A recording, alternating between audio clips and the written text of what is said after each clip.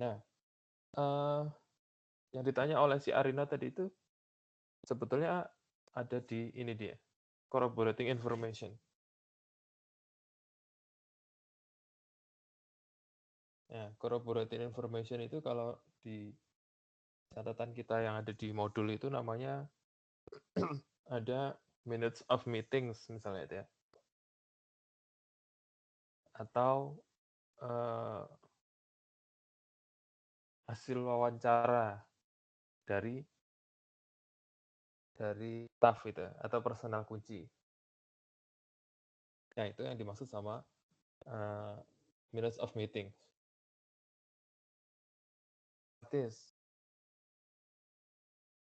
Nah, yang pertanyaan si Arina tadi, kalau kita tanya jawab mengenai lisan itu, bagaimana kekuatannya? Nah, apa tadi? Minutes of meetings atau wawancara itu sebetulnya dia hanya supporting evidence, corroborating information bagian supporting. Karena dari wawancara tersebut kalian akan mendapatkan bukti atau accounting records-nya kan gitu. Kan itu kan menanyakan tentang pengendalian internal to handle mengenai accounting records atau asersi management. Sehingga kalau yang kalian tanyakan tadi mengenai oral, terus mengenai tentang confirmation, oke, itu tidak terlalu berguna gitu. It's not really useful, but on the other hand, it would support the main document for accounting records, which is auditor needed is assertion ya, management assertion. Jadi corroborating information itu hanya pendukung aja gitu. Dia bukan menjadi catatan akuntansi yang bisa dipercaya mungkin, tapi hasil wawancara tersebut jadikan memo gitu ya. Nah, itu nanti akan jadi catatan auditor untuk mengkonfirmasi apakah betul accounting record-nya sesuai dengan. Terus catatan itu bisa jadi konfirmasi terhadap personel yang lain gitu ya. Misalnya tadi tanyanya ke bagian IT, itu nanti bisa confirm ke staf akuntansinya, betul nggak kalau pencatatannya jelek gitu. Kalau ternyata catatannya baik, ya, terus catatannya tidak ada banyak yang salah, berarti pengendalian internal perusahaan tadi lebih baik daripada yang identifikasi sebelumnya, gitu mungkin saja, gitu ya. Nah, jadi itu adalah bantuan untuk informasi. Yang lain adalah mungkin analis reports, gitu ya. Terus comparable data about competitors atau benchmarking. Terus internal control manuals, ya internal control manuals itu salah satunya flowchart. You just send it through my class. Okay. Flowchart itu ya one of internal control manuals. Terus such as information obtained through audit procedures such as inquiry, observation, or inspection of records or documents. Nah, ini information obtained through audit procedures itu seperti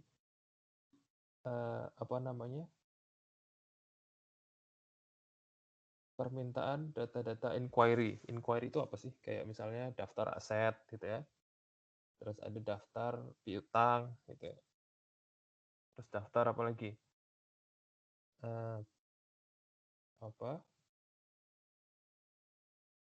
Gaji gitu ya, gaji karyawan. Nah, itu masuk ke dalam corroborating information juga.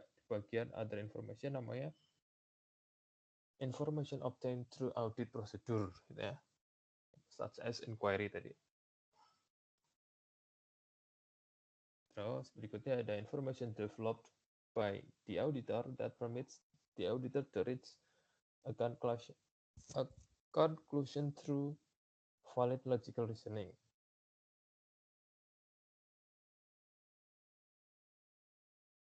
Oke, ini jadi informasi yang dipakai auditor untuk membantu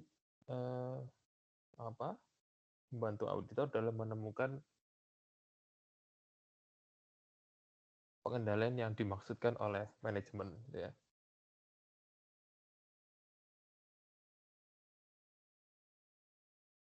Ya, contohnya mungkin informasi terhadap atau dari mitra gitu ya. Boleh aja menanyakan mitra terhadap klien kita. Bagaimana klien itu integritasnya itu selama menjadi mitra atau menjadi vendor perusahaan itu, pembayarannya macet atau enggak misalnya. Nah, ini salah satu informasi atau corroborating information.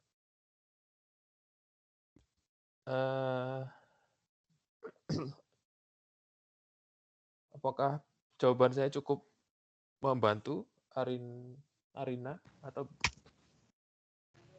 Iya, Pak. Iya. oral tadi ini yang dimaksud betul ya? Ya, kurang lebih menjawab, Pak, pertanyaannya. Alright, thank you. Ada lagi? Iya, Pak, mau tanya lagi. Pak, yang masalah risiko-risiko tadi itu loh. Saya pernah baca tuh katanya risiko deteksi itu kayak hubungan inverse atau hubungan terbalik sama risiko bawaan sama pengendalian. Itu maksudnya gimana, Pak? Nah, jangan ya inverse itu, kalian boleh menghafal itu inverse atau adverse setelah kalian paham maknanya, jangan dihafal dulu. Kalau maknanya belum paham, terus kalian menghafal jadi nggak jelas. Gitu. Detection risk itu kan risiko seorang auditor gagal mendeteksi salah saji gitu ya. Nah, kok bisa gagal gitu? Bagaimana bisa? Tentunya karena ada dua faktor yang mengikuti atau audit risk, inherent risk dan control risk. Kalau misalnya inherent risk-nya tinggi, terus kemudian pengendaliannya rendah, gitu. Kira-kira detection risk-nya tinggi atau rendah?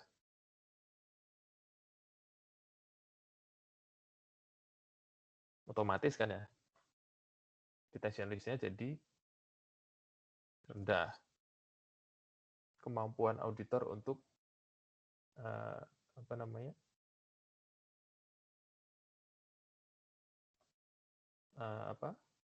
kemampuan auditor untuk mencari salah saji tadi, jadinya rendah. Nah, kalau demikian, berarti audit risk-nya tinggi atau rendah? Tinggi, betul kan? Karena risiko bawaannya rendah. Gitu. Risiko bawaannya rendah, pengendaliannya jelek, apalagi detection risk-nya gitu ya, susah. Mengikuti jadi rendah, akhirnya audit risk-nya jadi tinggi. Nah, kalau dia bisa meskipun auditor melakukan hal-hal yang dirasa canggih gitu ya, untuk menghalangi atau untuk menemukan kesalahan akibat kontrol risk-nya yang tinggi, dia kasih itu di level yang paling maksimal gitu ya, detection risk-nya ditinggikan gitu. Nah, ini namanya jadi inverse, oke. Maksud yang dimaksud inverse itu begitu. Kalau ada kontrol risk-nya jelek, maka sebisa mungkin auditor harus menetapkan tingkat detection risk-nya tinggi gitu. Sehingga audit risk-nya jadi rendah. Begitu kurang lebih. Tapi kan semua hal itu tergantung dari data atau informasi yang tersedia di klien gitu. Sejauh mana auditor bisa menggali data itu. Seperti yang kemarin saya contohkan ada di klien apa ya? Ya di rumah sakit lah. Di rumah sakit kan dia bekerja sama, beli barang, yang kemudian barangnya karam di laut gitu ya. Belum nyampe ke lokasi udah karam. Nah, kalau auditor tahu resiko hal itu, gitu, di awal dia tahu, maka dia bisa menghitung kemungkinan kerugian yang akan diderita. Itu namanya detection risk-nya jadi tinggi ya. Kalau auditor yang nggak tahu tentang hal itu, maka detection risk-nya jadi rendah, gitu. Karena pengendaliannya jelek.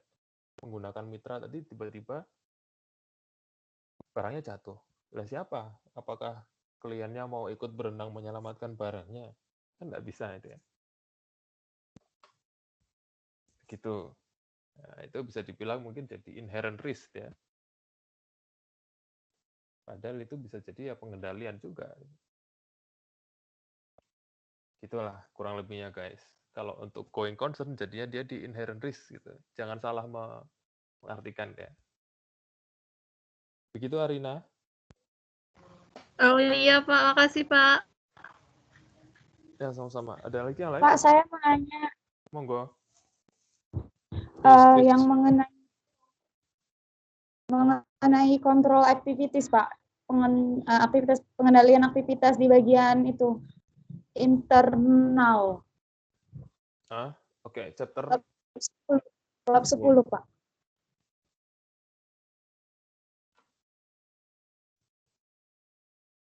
Nah, di situ kan yang dikontrol activities itu kan ada physical controls, Pak. Pengendalian fisik. Nah, itu maksudnya gimana ya, Pak? Soalnya saya sudah baca juga tapi kurang paham gitu. Wait.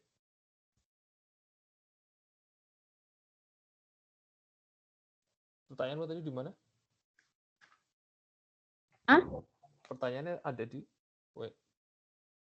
Pertanyaannya itu di slide berapa?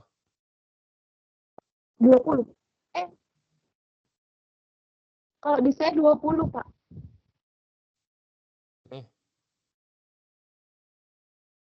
Di bagian control activities. Computer application control ini. Bukan Pak, control activities. Ke bawah lagi. Ke atas lagi Pak, maaf Pak.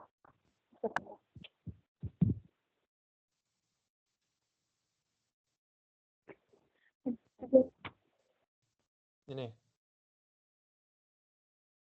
Control activities Pak. Activities. Right.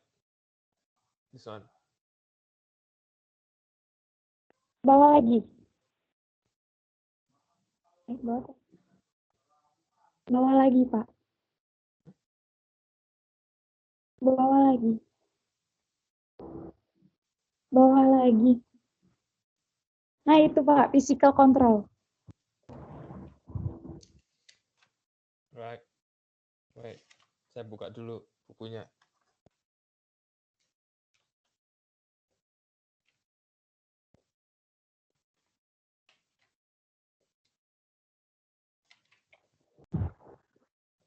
Ya, yang kamu tanyakan di mana?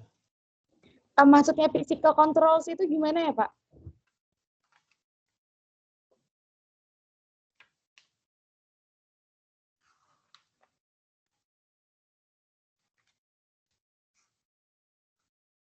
Oke.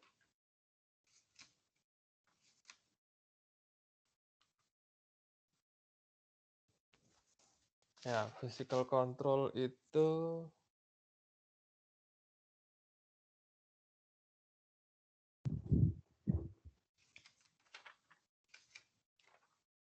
kita buka aja dulu deh.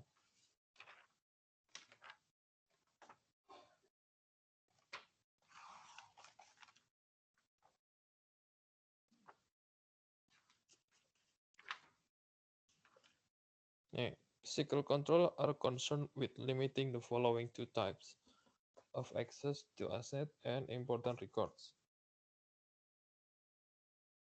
Okay.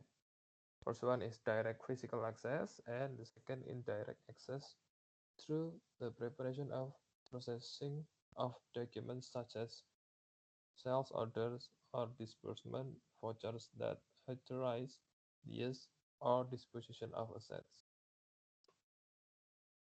Physical controls pertain primarily to security devices and measures used for safekeeping of assets, documents, records, and computer programs or files.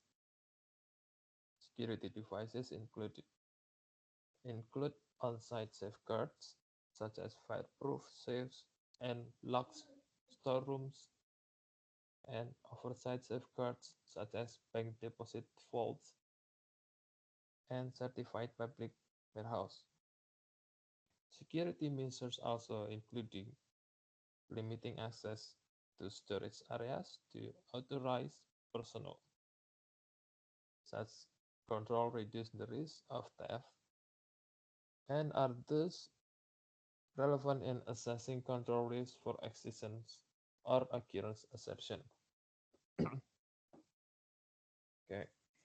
Physical controls also involve the use of mechanical and electronic equipment in executing transactions. For example, cash register help to assure that all cash receipt transactions are rung up,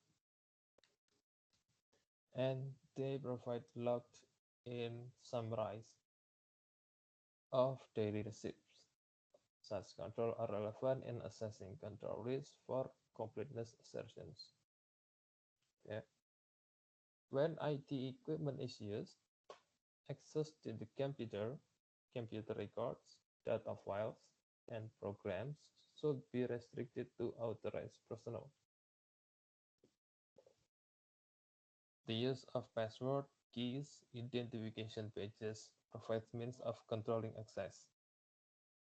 When such safeguards are in place, control risk may be reduced for various existence or occurrence, completeness, and valuation or allocation assertions related to transaction classes and accounts processed by IT.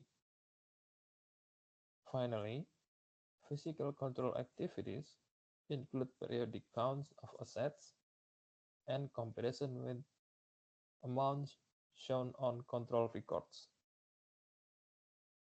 Examples include petty cash counts and physical inventories. These activities may be relevant in assessing existence or occurrence, completeness, and valuation or allocation assertions, as discussed further in Part 4 of the text in the context of specific transaction cycles. Do you get the idea? Jadi gini, physical control yang dimaksudkan ada direct physical access dan indirect access. Nah, yang dimaksud direct physical access itu seperti kan gini, tadi kan misalkan bank gitu ya, dia harus punya deposit bank supaya aman. Nah, yang dimaksud dengan direct physical access itu ya dia kalau dia punya bank, dia harus punya safe deposit gitu. Kenapa? Karena indirect access-nya nanti ketika dia mengakses uang tersebut di record gitu ya atau di sistem itu harus balance gitu, harus sama, harus bisa fireproof gitu. Fireproof safes and locked storerooms gitu ya. Nah, selain itu pun dia minta security measures. Siapa yang punya otorisasi di situ? Siapa yang bisa mengeluarkan kas gitu ya. Misalnya bagian keuangan gitu ya. Kalau di perbankan ada teller, satunya teller itu kepala cabang misalnya. Nah, ini setelah otorisasi dia mau masuk ke catatan lagi ke record, dia punya code atau punya password tadi ya, dia bilang ya. Password, keys, identification badges gitu ya. Dan controlling access itu termasuk kalau dia punya password, terus bagaimana cara mengoperasikan, siapa yang boleh mengoperasikan, itu namanya controlling access. untuk physical control. Jadi physical control itu menunjukkan semua hal dari dia lihat fisiknya sampai ketika di record itu nilainya harus sama. Begitu kira-kira. Dini? Iya, Pak. Ya. Gampang tuh sebetulnya. Ada lagi? Pak, tapi kan gini Pak, kalau yang dari yang saya tahu kan Pak, kalau physical control itu kan ketika misalnya gini, inventories gitu kan, cash atau aset lainnya itu diamankan secara fisik gitu kan Pak.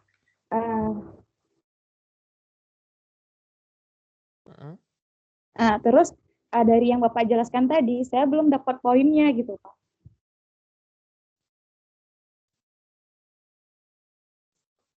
Kamu putus-putus suaranya, Dini. Halo? Bentar. Dah, ya. Kan gini Pak, dari yang saya baca gitu kan, kalau yang physical control itu ketika misalnya gitu, inventories, cash atau aset lainnya itu diamankan secara fisik. Nah, tapi dari yang Bapak jelaskan tadi, saya tuh belum dapat poinnya. Yang diamankan secara fisik itu gimana gitu loh Pak. Nggak jelas ya suaramu. Yang lain gimana? Bisa dengar jelas nggak suara Dini? Jelas, Pak. Jelas Pak. Oh, cuma saya doang. Tulis aja di chat deh. Kalau ulangin coba sekali lagi. Sekali lagi ya Pak. Ya, tapi pelan-pelan ya. Oh iya, oke Pak. Kan gini Pak, Tetap dalam bagus, tetap nggak bagus. tetap nggak bagus. Ya udah, saya urungkan niat saya untuk bertanya aja. Terima kasih Pak. Chat ya, chat. Chat aja. Oke Pak. Nah, di chat, di conversation. Iya, makasih Nggak Pak. jelas soalnya. Iya Pak, iya. Oke, ada lagi.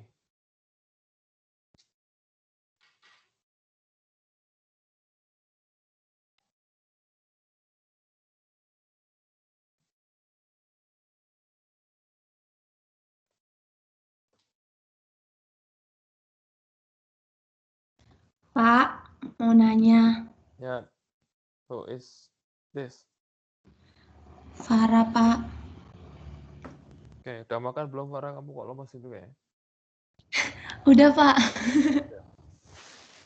Ya, silakan. Pak, jadi mau nanya, bagaimana cara auditor memaksimalkan internal kontrolnya untuk mencegah fraud, Pak, atau penipuan?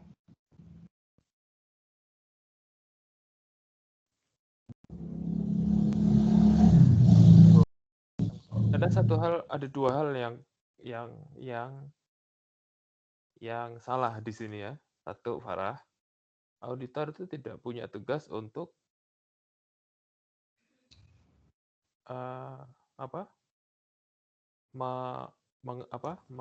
memperbaiki pengendalian internal, ya. Karena dia hanya sifatnya memberikan assessment, dia memberikan jasa assurance atau test service. Nah, yang punya tugas itu manajemen untuk memberikan pengendalian internal yang baik atau tidak, gitu. Dan juga tentunya ya kalau di manajemen ada namanya internal auditor gitu ya. Nah, ini dia punya tugas untuk memastikan bahwa operasionalnya berjalan dengan baik. Satu kesalahannya. Jadi auditor nggak punya bukan peran gitu ya, tanggung jawab untuk memperbaiki penilaian internal itu gitu, karena ini tanggung jawabnya milik manajemen. Oke, satu Farah. Dua, yang kedua, bagaimana supaya tindak kecurangan.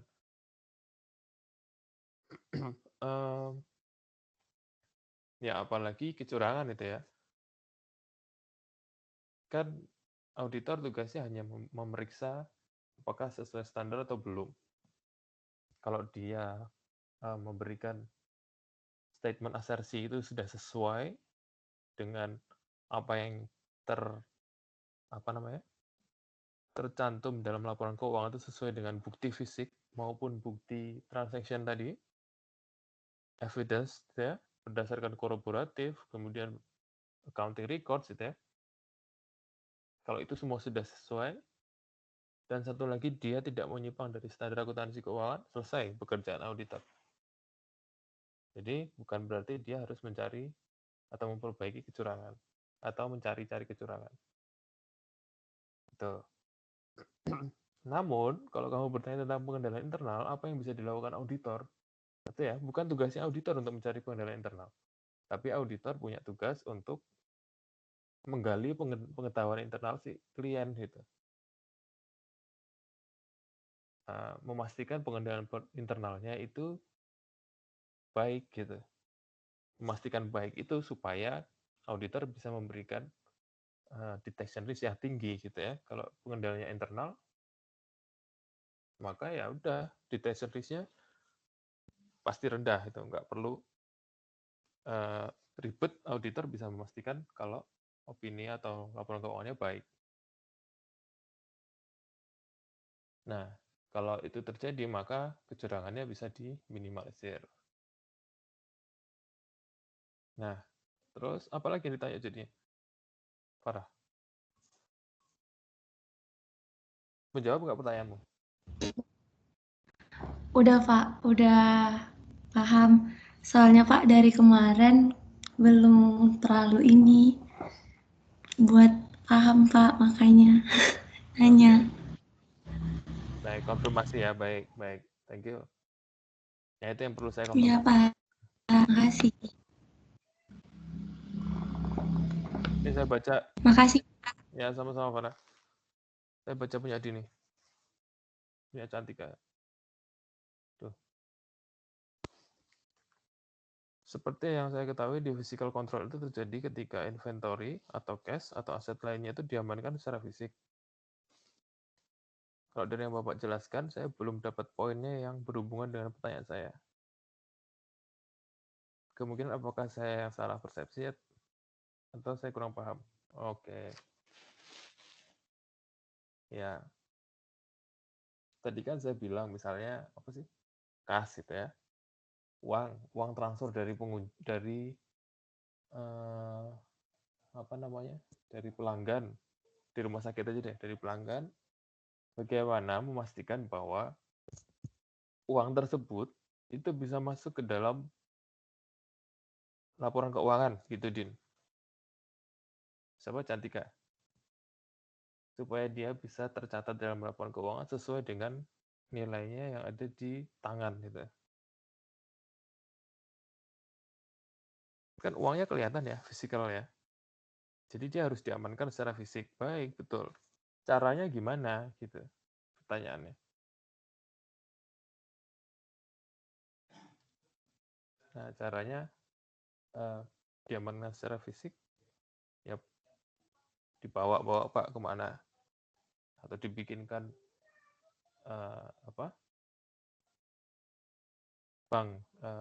banker gitu untuk menyimpan uang. Apakah sudah cukup menurutmu dengan demikian? Kan nggak cukup ya. Baik, kamu harus punya bank misalnya. Pak mau pakai bank apa tadi? Punya banker. Ya boleh, tapi harus ditanya, banker ini siapa yang mengelola? Siapa yang bisa buka kunci banker? Apakah setiap orang bisa membuka kunci banker? Jangan-jangan akuntan bisa, teller bisa, satpam bisa, nanti kepala cabang juga bisa. Nah, kalau demikian, apakah uang itu kemudian jadi aman secara fisik gitu? Kelihatan uangnya? Ya mungkin masih di situ, tapi kan kita nggak bisa memastikan kalau banyak orang yang bisa membuka akses terhadap banknya, terhadap uang yang ditransfer tadi dari si konsumen gitu. Itu maksudnya. Dino gitu. Cantika. Iya Pak, makasih Pak. Ya, sudah menjawab atau belum? Sangat sudah. Ya, thank you. Iya, thank you Pak. Ada lagi, silakan. Pak, saya mau tanya lagi. Ya. Pak, apa tuh kalau namanya pengendalian internalnya entitas tuh kan ada pihak luar lain gitu loh yang ikut bertanggung jawab, ikut terlibat tuh, yang kayak badan pengaturnya tuh kan setahu saya ada Bank Indonesia sama Bapepam, Pak. Jadi kan mereka kayak ngeluarin misalnya persyaratan minimum pengendalian internalnya tuh yang harus dipenuhi segini gitu kan, sama tahu kepatuhannya. Nah kalau misalnya entitas itu nggak sampai memenuhi itu tuh apa ada punishment buat entitas, Pak? Ini kamu ngomongin apa? Entitas itu apa? Entitasnya apa? Kayak perusahaan gitu loh, Pak. Kalau perusahaan tuh kan tadi kan kalau yang bertanggung jawab sama internal kontrol kan kata Bapak yang waktu pertanyaannya pertanyaan Farah maksud saya, itu kan itu urusannya manajemen. Nah, urusannya manajemen. Terus kan kalau itu juga auditor internal kan juga termasuk itu kan kalau mau nge-audit kinerja manajemen. Nah, terus makanya saya kepikiran Pak tanya kalau misalnya perusahaan itu nggak memenuhi syaratnya gitu loh Pak, nggak memenuhi syaratnya karena saya pernah baca kalau nggak salah di bukunya Mulyadi Pak, itu ada pihak luar yang juga ikut bertanggung jawab atas pengendalian internal kan Pak. Nah itu ada BI sama Bapepam. Nah mereka bilang kalau mereka tuh kayak punya persyaratan gitu loh sama buat ngelihat kepatuhannya. Nah pertanyaan saya itu kalau perusahaan itu nggak memenuhi itu tuh apa dapat punishment gitu loh Pak? Oke. Duh, kenapa itu ponan saya nangis? Oke, ada dua hal yang perlu saya konfirmasi. Yang pertama adalah mengenai perusahaan atau entitas yang kamu bilang tadi. Ya. Yang perlu kalian pahami pertama itu perusahaan itu apa? Perusahaan itu banyak, ya toh?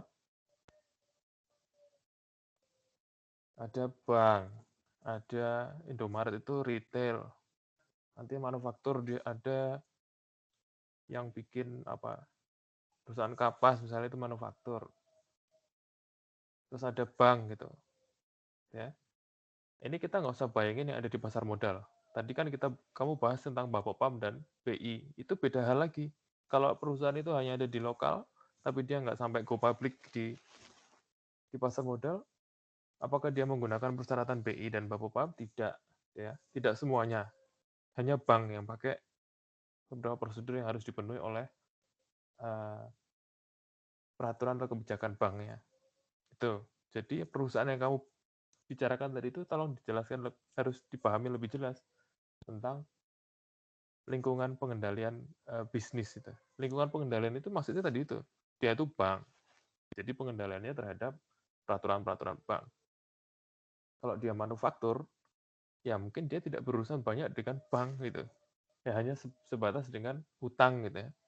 Tidak ada aturan untuk penyisian kerugian piutang gitu ya. Terus tidak ada ATMR gitu ya. Aktifat apa tuh? Rata-rata itu ya. Kemudian rasio-rasio kredit itu nggak ada gitu. Ketiga itu nggak ada untuk peraturan BI-nya. Nah, kalau untuk perusahaan yang tertentu yang bukan bank gitu ya, dan itu tidak di pasar modal. Nah, yang kedua kalau kita bicara tentang pasar modal tadi yang kamu bilang tentang peraturan BI dan juga Bapepam misalnya, ya memang betul di pasar modal setiap perusahaan harus mengikuti aturan kebijakan dari BI dan juga dari Bapepam. Kenapa? Karena dia pakai RDN itu, pakai rekening clearing setiap hari. Jadi ada aturan khusus yang harus dipenuhi. Terus ada Bapepam aturan perdagangan yang setiap hari harus dilakukan gitu, antar emiten gitu, antar pialang, antar penjual saham tadi. Itu kan ada aturannya masing-masing. Nah, pertanyaan kedua tadi, kalau misalnya tidak dipenuhi, apakah ada sanksinya? Ya jelas.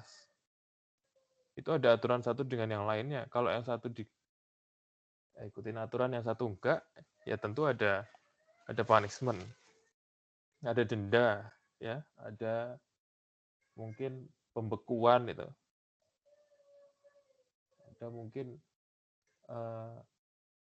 mitra-mitra juga yang sejenis gitu akan terdampak gitu ya, yang langsung misalnya dia punya saham yang sama gitu. Tentu akan juga berpengaruh terhadap jaringan-jaringan tersebut. Arina gitu. Jadi entitas itu perlu dijelaskan dulu entitas yang mana gitu. Saya agak heran, kamu diajar sampai mana gitu sama dosen-dosen, kok pemahamannya mungkin agak jauh gitu. Agak jauh dengan yang saya ekspektasikan. But thank you, Arina, pertanyaannya. Cukup menjawab atau masih butuh konfirmasi lagi? Iya Pak, paham. Jadi saya jadi paham kalau misalnya itu tergantung sama itunya kan, kayak lingkungan sama perusahaan itu nggak secara semuanya keseluruhan gitu. Ya, terus yang kamu tanya Ya, tadi? makasih Pak. Apa Pak? Ya, pertanyaanmu tadi ke bagian Ya, yang mana? Bukan yang itu berarti? ya udah menjawab Pak, udah menjawab. Maksudnya kan tadi kan Bapak kayak entitasnya, terus kalau misalnya kalau itu di perbankan misalnya, berarti kan emang dia yang mengacu ke BI, terus misalnya yang pasar modal kan berarti emang ikut Bapepam. Kalau perusahaan itu enggak itu kan berarti dia nggak terinclude dalam apa sih, kayak jaringannya dua peraturan itu kan Pak. Ya udah, berarti sekarang ya syukurlah kalau udah pinter. Terima kasih Arina, thank you. Siapa lagi ada? Pak, saya mau tanya lagi, Ya, Pak, silakan. mengenai pengendalian internal tadi kan, Pak. Kalau yang saya tahu kan di pengendalian internal itu ada namanya mode COSO ya, Pak ya. Jadi apakah jadi Pak, kalau misalnya apakah semua perusahaan itu Pak harus memberlakukan sistem COSO tersebut, Pak?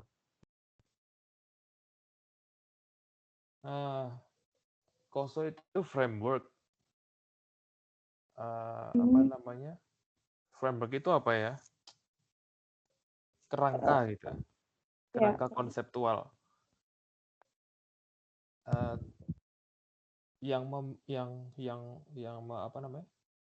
membuat itu jadi aturan itu mungkin salah satu pengendalian aja yang diperlukan gitu. Tapi di sisi lain mungkin ada pengendalian yang harus dibutuhkan gitu. Di satu sisi mungkin Bapak Pami minta pakai COSO ya, karena dia sesuai dengan ISO berapa misalnya. Tapi ada perusahaan tertentu dia mungkin nggak bisa pakai COSO aja, harus menambahkan sesuatu. Itu bisa. Atau mungkin di lain hal dia nggak perlu pakai COSO, tapi dia udah lebih maju misalnya. Dia pakai sistemnya nggak pakai COSO, tapi dia lebih ke ISO yang terbaru gitu ya, atau dia pakai apa itu namanya, TQM ya, saya agak lupa. Nah itu ya bisa aja dilakukan itu. COSO itu hanya standar mungkin yang diberlakukan untuk perusahaan-perusahaan yang ada di jaringannya atau lingkungannya pasar modal, sekali lagi kayak gitu. Itu bisa, dia harus menggunakan COSO gitu. Ya. Berarti perusahaan yang berskala kecil ya Pak ya? Ya, bisa dibilang gitu memang. Pada akhirnya nanti kalau dia akan go public, dia harus pakai COSO karena ada standarnya diminta oleh Bapepam. Kalau perusahaan kecil kan dia mungkin nggak sedetail ketika dia bikin aturan COSO. Sama halnya mungkin kalau industri rumahan bikin mobil-mobilan gitu ya. Yang satu dari dari kulit kelapa dan sebagainya itu jadi mobil-mobilan yang dijual, atau yang satu jadi truk-truk yang pakai bahannya plastik itu. Tapi ada sisi lain yang masuk ke pasar modal barangnya jadi Hot Wheels. Gitu ya. Sehingga dia ketika mau bikin pengendalian atau memanajemen kan nggak sama. Aturannya nggak seribet ketika dia bikin Hot Wheels. Karena Hot Wheels itu ada beberapa part itu. Kalau di perusahaan listrik tinggal nyetak aja satu kali plug gitu selesai.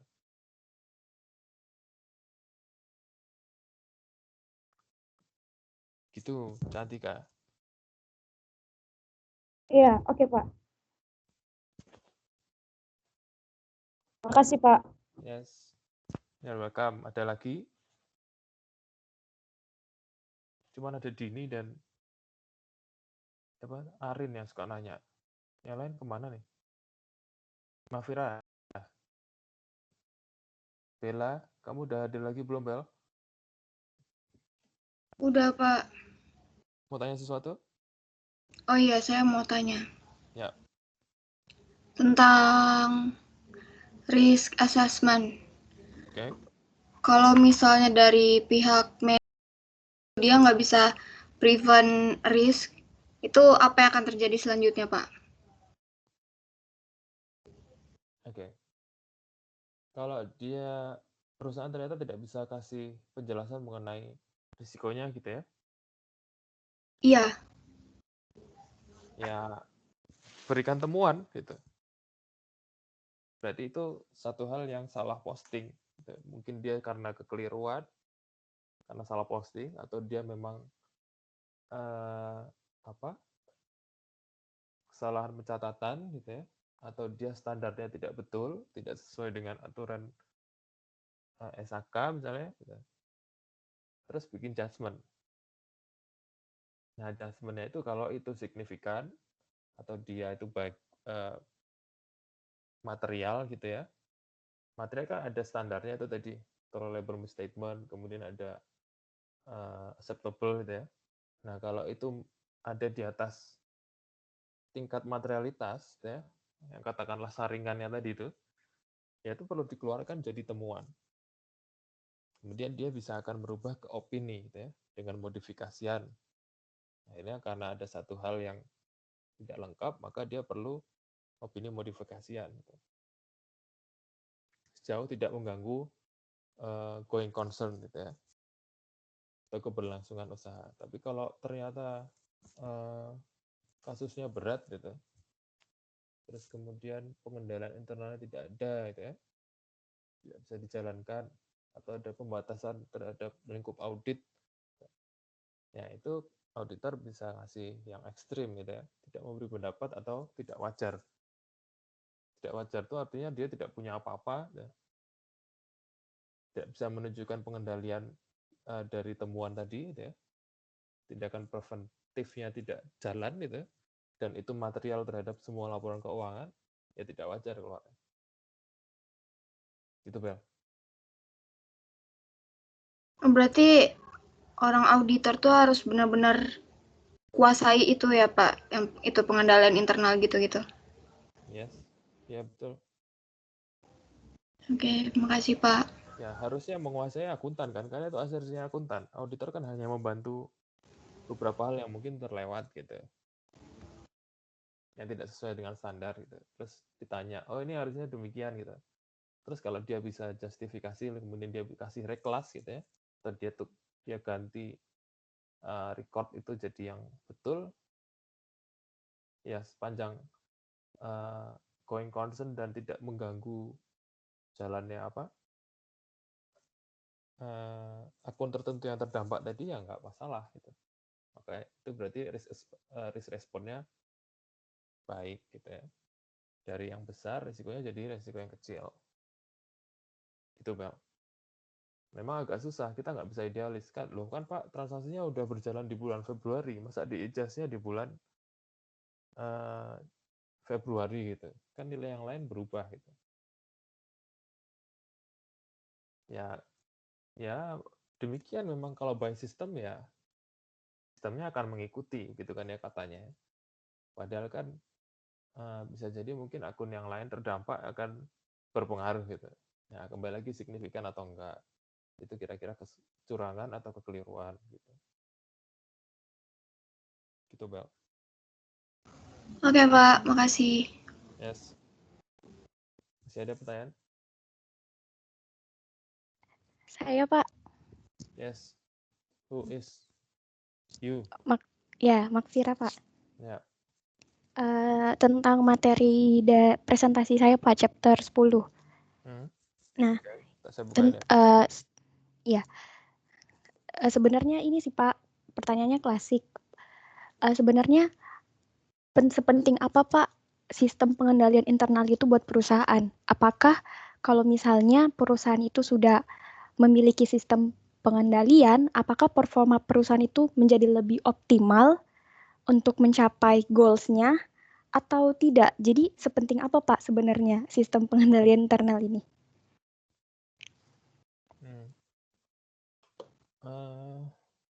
Ya,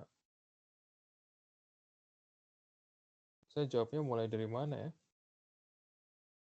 Karena gini, yang namanya pengendalian internal itu kan dia akan lakukan untuk jangka waktu yang panjang tentunya. Tidak hanya untuk jangka waktu yang pendek ya. Namun, ketika dalam pengujian yang kalian lakukan di setiap mata kuliah itu, kalian diminta untuk memperbaiki di setiap tahun, termasuk di audit. Audit ini kan tahun auditnya cuma setahun ya. Dianggaplah tahun 2018 untuk mengaudit. Padahal mungkin di tahun 2015 perusahaan dulu pernah ada kecurangan, pernah ada maling misalnya. Bisa jadi ya, atau kehilangan suatu barang yang besar itu. Yang berdampak ke perusahaan pada saat itu gitu. Ya, tapi ya itu this is how accountant works gitu.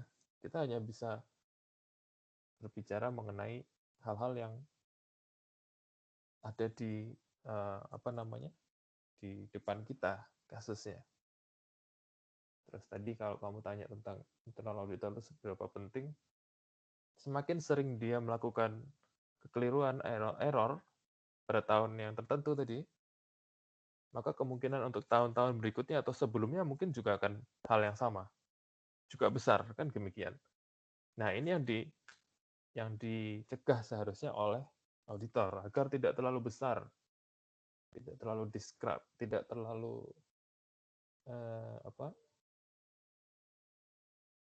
overvalued atau undervalued gitu ya. Kenapa? Karena skalanya nanti juga akan ke kondisi ekonomi ya tentunya. Kondisi ekonomi negara. Kalau ternyata semua hal melakukan dalam satu konsep perusahaan satu negara, semua perusahaan melakukan hal yang sama dan dilakukan banyak terus menerus, ya yang lama-lama negaranya bangkrut. Bisa jadi negaranya bangkrut.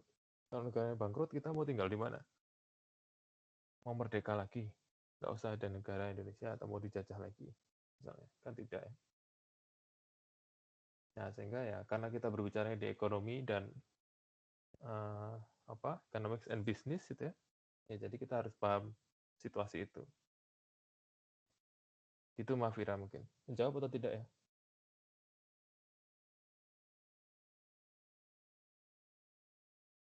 Terus Pak, boleh lanjut nggak Pak? Boleh. Nah ini Pak, kan komponen internal kontrol itu kan ada 5 Pak. Nah, apakah itu harus terpenuhi semuanya dalam sistem pengendalian internal dari suatu perusahaan itu?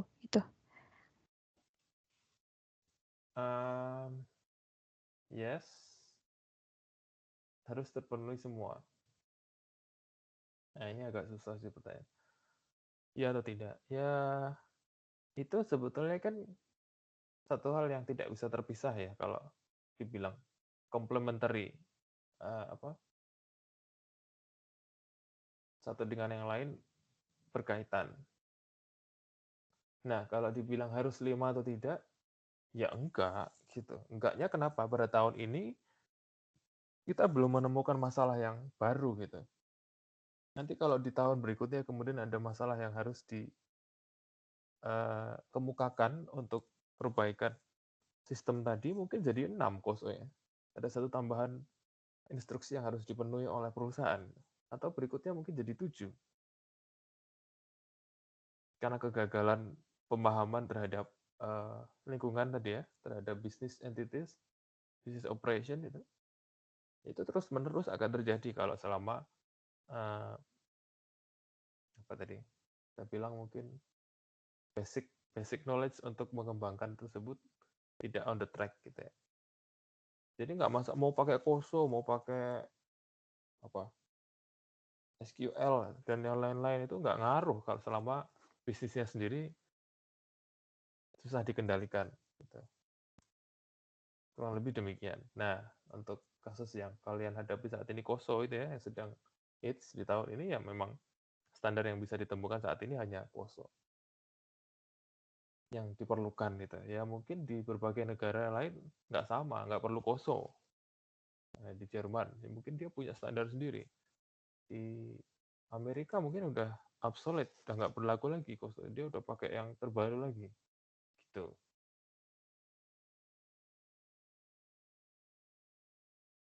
Padahal itu ya, kalau boleh saya cerita mungkin kejadian transaksi-transaksi yang kecil tapi sering banyak atau kesalahan-kesalahan kekeliruan itu mungkin terjadi di sekitar kita. Tapi belum sampai standar itu dibuat gitu ya. Kan standar itu kita mengacu pada IFRS, mengacu pada dulu namanya GAAP. Standarnya belum dibuat tapi perilakunya udah ada duluan gitu. Dan itu mungkin sudah terjadi duluan di Indonesia. Tapi kalau belum ada standarnya, repot lagi karena kita harus menunggu standar. Setelah ada standar adoption aja kita butuh 5 tahun. Dari 2004, 2009 baru diwajibkan adopt gitu ya. Terus baru berhasil kira-kira 2012 gitu. Belum semua itu bahkan. Ya, 2015 dikonfirm lagi kita harus pakai fully accrual basis gitu. Nah, padahal kasusnya udah dulu lampau banget. Gitu. Jadi ya seperti kejar-mengejar masalah yang tidak pernah selesai. Sehingga kita mungkin perlu ada batasan di mana kita harus stand gitu ya, stand up. Itu kira lebih, Mas Fira. Iya, Pak. Mantap, sudah menjawab. Ya, thank you. Ada lagi?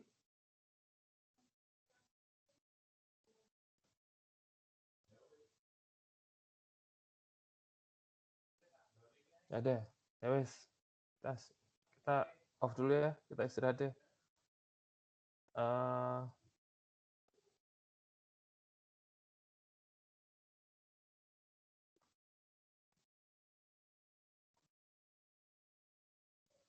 Kelas kalian hari apa aja sih? Senin, Rabu ya? Udah ya berarti ya? Besok nggak kebagian libur Iya, ya? Pak. Jumat, Sabtu ya udah. Kalau gitu, Iya. ya udah kita kesempatan kita istirahat sejenak sebelum nanti setelah liburan gaspol lagi. Nah, kesempatan ini mungkin kalian bisa baca-baca atau cari-cari buku gitu ya, supaya lengkap bacanya satu persatu detail gitu. Kalau ada pertanyaan tentang hal yang nggak ngerti setelah kalian baca, konfirmasi. Kayak gini lagi. Gitu ya. Tadi Pak Ketu, kalau bisa cari e-booknya akan lebih baik supaya bisa di-sharing.